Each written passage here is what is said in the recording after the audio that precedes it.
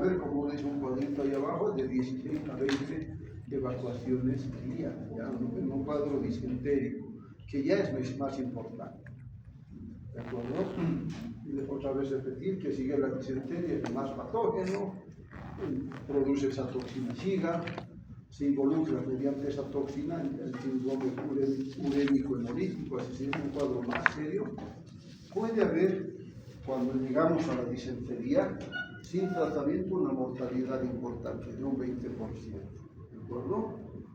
¿Y dónde es más frecuente? En los países que tienen menores condiciones sanitarias, ¿no es cierto? No solo es África, Asia, Centroamérica, también está el nuestro. Nos alejamos un poquito del centro y hay lugares donde no hay los servicios como quisiéramos tenerlos todos, ¿no? Otros problemas, las complicaciones de la disentería, el megacolotóxico, ese síndrome urémico hemolítico. Es el cuadro, como vamos a verlo, otra vez, ¿no? Nos damos un margen más grande de incubación de 1 a 5 días, al rato decíamos 1,5 a 3 días. Es un cuadro donde hay una inflamación intestinal, por eso hablamos de una enteritis. Y las manifestaciones van a ir desde cuadros leves, para algunos, a otros en los que la diarrea va a ser muy importante, ¿no? Hasta pensar en la disentería bacteriana. Otra vez, ¿no? Diarrea, fiebre, náuseas, vómitos, los calambres estomacales, que son los cólicos, ¿no es cierto? Los dolores tipo retorcijón, heces con sangre y moco, inclusive pus, ¿cierto? ¿Qué vamos a pedir como pruebas? Vamos a ver si está deshidratado, porque eso va a bajar la presión, alterará signos vitales, habrá dolor abdominal. Un primer examen, un hemograma, que puede mostrar aumento en el número de glóbulos blancos, y ahí se impone a hacer otros exámenes. Una prueba es la del moco fecal, donde se pueden ver glóbulos blancos. ¿Ya? Eso se hace con heces recién eliminadas. Esa muestra nos servirá también para un coprocultivo. Decíamos las complicaciones, ¿no?, que pueden darse con algunas especies de Shigella. El diagnóstico, entonces, estará primero el cuadro clínico, hacer la citología fecal, ese examen de moco fecal que les decía, y luego el coprocultivo. Se puede servir una prueba, ya que es la prueba de Sereni, pero hay que utilizar ¿qué? Un cobayo, le inoculamos una concentración de esa muestra que tenemos, esperamos 72 horas y desarrolla una infección ocular. ¿En qué vamos a cultivar?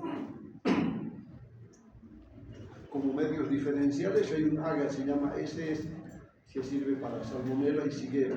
Creo que en la anterior clase les han hablado de salmonela, ¿no? El miércoles, ¿sí? ¿O no hubo clase? De inmediato, porque ya les dije al comienzo, me interesa que respetemos, así como les exigimos, ustedes tienen también derecho a que nosotros cumplamos con nuestro programa. Su representante me avisa, nos han traído problemas en la cátedra, pero ha servido para corregir. Porque no puede ser que yo discurse una cosa y haga otra. Que me digan en medicina, no puede haber esto, otro, que en fin. Y por el otro lado, para ustedes, les doy nomás mi clase grabadita, les voy a dar otro día. Lo que, así como se exige, debemos cumplir. ¿De acuerdo? Volviendo a lo nuestro, les decía, ese agar SS es específico para esos dos géneros. Luego este agar XLD, el agar McConkey. Hay otros más que vamos a ver. Ahí está este agar Hectoin, otra vez McConkey, el agar SS. Le aumentamos un hito a los tres que hemos visto antes, ¿no es cierto? Ya esto es particularidad microbiológica, ¿no? Cómo se van a ver las colonias en un cultivo. Se cultivan, habrán visto en el laboratorio hay unos aparatos, en el laboratorio 2, que se llama estufa de incubación, que mantiene esa temperatura a 35 grados. ¿No? Una vez que logramos el desarrollo, en la caja Petri vamos a ver particularidades, cómo se comporta con lactosa, cómo son sus colonias, de qué color, forma, bordes, etc. Todo eso sirve para establecer y así los vemos con tinción grama al microscopio. Lo que hemos visto al rato como los chisitos rosados son fotos de microscopía electrónica con mucho más aumento. Por eso vemos más detalle. Acá vemos así el microscopio, ¿de acuerdo? Otra vez, el microscopio con un poco más de aumento, aunque esto ya es el fin. Esto es microscopía electrónica. Ya para establecer el diagnóstico de especie usamos las pruebas bioquímicas. Hay que nos sirven ese HTSI, significa eso, triple sugar iron, ¿no? O hierro triple azúcar en español. El agar hierro lisina que le llamamos LIA, LIA, ¿no? Luego el caldo urea, todos estos, como que ustedes pueden ver, sirven para diferenciar especies. Más allá de eso, el cultivo tarda 24, 48 horas, 72 si queremos un antibiograma. Hay pruebas rápidas, así como la prueba de embarazo, que se las puede encontrar no en todo lado, pero en algunos lugares, que nos permiten, como dice ahí, una prueba de diagnóstico rápido, para establecer solamente siguiente, no para ver especies, ir al detalle. Basta a veces eso para establecer la frecuencia, ¿ya? En el tratamiento, ¿qué buscamos? Lo primero es poner líquidos, ¿no? Eso dice, sustituir equilibrio hidroelectrolítico. Líquidos y electrolíticos. Basta con preparar salidas de hidratación en cuadros de diarrea. No necesitamos en todos inyectarlo, pero hay formas, dependiendo del caso. Y luego los antibióticos cuando ya estamos pensando en disentería o en un cuadro moderado grave, que podemos usar varias cosas, ¿no? Van a ver ahí ciprofloxacina, citromicina, ceftriaxona. ¿Por qué? Porque de elección esos primeros ya no usamos el famoso Bactrim, el cotrimoxazol, porque hay altos niveles de resistencia a ese antibiótico y a la ampicilina. Por eso es que no los usamos inmediatamente. Algo importante, los antiperstáticos están contraindicados. Dice. Hay un medicamento, se llama loperamida. Si habrán escuchado alguna vez, le dan a los mayores cuando hay diarrea. ¿Qué hace este? Alterar el peristaltismo, hacerlo más lento. En este caso no es bueno porque se va a acumular mayor cantidad de toxina, por lo tanto está contraindicado. No es para usar en cualquiera. Es decir, a mí me sirvió, así que tomad esto. A menos en personas mayores o en pequeños. Luego las medidas de prevención que serán importantes. Otros antibióticos, a ver ahí cómo cambia, ¿no? El enfoque. Les ponía esto en algún texto, todavía dice ampicilina, cotrimoxazol, después están quinolonas y clorfloxacina. El anterior cuadro que nos decía que justifica por qué ya no ampicilina, por qué ya no cotrimoxazol, por la resistencia que existe, ¿de acuerdo? Entonces hay que tener cuidado con eso. La quinolones es la ciprofloxacina o los otros que hemos visto, ¿no? Las citromicinas, ¿ya? Cómo cambia, les decía, cuando nos fijamos solo en uno. Y lo importante, la otra vez, en algunos casos hay que utilizar la vía parenteral para reponer líquidos. Este nos reitera lo que hemos visto en el primer cuadro, ¿no? Cefalosporinas de tercera generación, otro macrólido como acitromicina y otra quinolona como ciprofloxacina.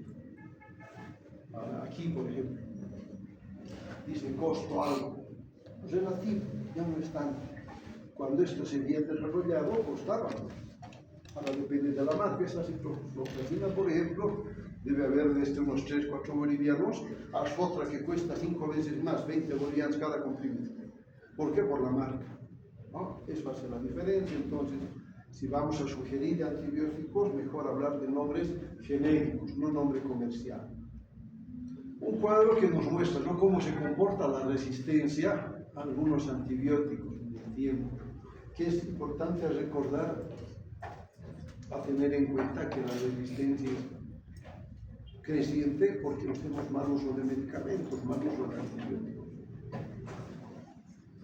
¿Cómo no? De inicio se podían usar unos antibióticos sencillos que eran las sulfonamidas, luego se usaban tetraciclinas, cloranfenicol. De a poco hemos tenido que ir utilizando los que estamos recomendando, ya no los anteriores, porque los niveles de resistencia son importantes. Eso nos hace cambiar de criterio. Que recordar que es un proceso más frecuente en niños, sí.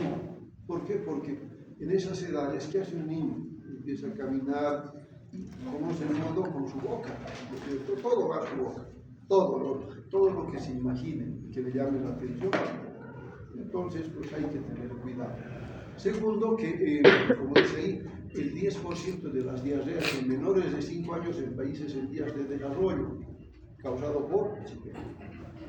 Y el 75% de las muertes por diarrea, como puede complicarse.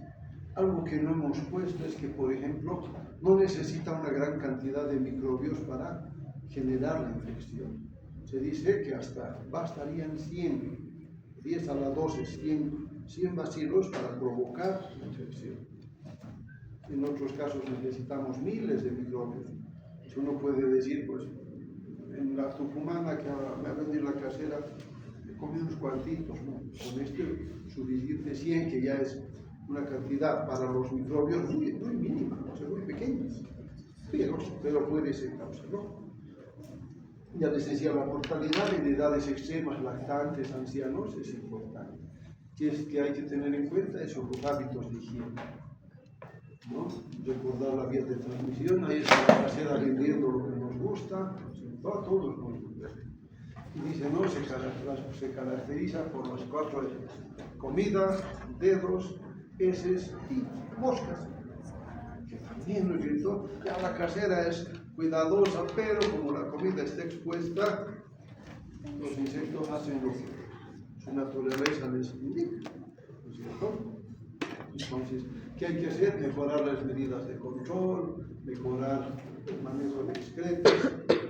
Los casos también hay que tratarlos y si hace falta usar el tratamiento antimicrobiano. Otra vez, ¿no? Dedos, heces, comida, moscas, ¿no? Los flies son las moscas. Medidas que ya les digo, ustedes seguramente van a usar este cuadro alguna vez cuando quieran explicarle a la gente cómo cuidarse de muchos problemas que son prevenibles, ¿de acuerdo? Este era un infograma que resume, digamos, lo que les hemos comentado. Y eso es todo. Gracias por la atención.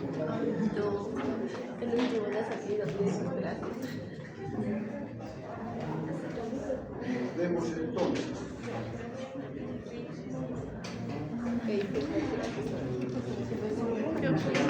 ¿Hay alguna pregunta?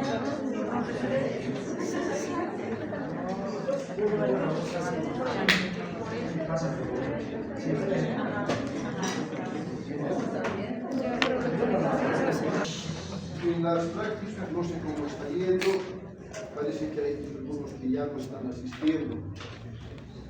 A nadie se lo obliga, pero si tienen el interés de seguir y hay alguna falta, hay que justificarla de inmediato, hasta 48 horas, si se puede justificar con alguna nota. De otro modo, nos vamos a ir